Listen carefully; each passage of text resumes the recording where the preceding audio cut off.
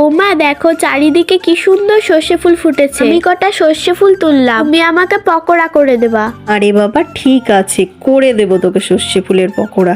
আগে তো ফুল কটা তোল। সর্ষে ফুলের পকোড়া মুচমুচে এক খাবার, সুস্বাদু ও তেলে ভাজা, সবাই ভালোবাসে। গরম গরম খেলে মন ভরে যায়। এমন পকোড়ার সঙ্গে মুড়ি আর চা ছাড়া আর কি চাই।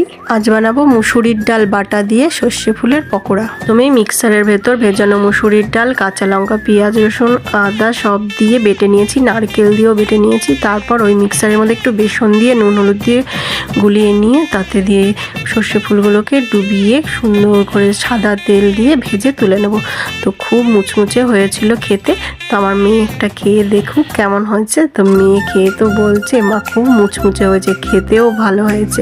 তো আমার ডগিটাও দেখো খাওয়ার জন্য কেমন করছে। তো মেয়ের কাছে খুব ভালো লেগেছে। তোমরা একবার খেয়েও বানিয়ে।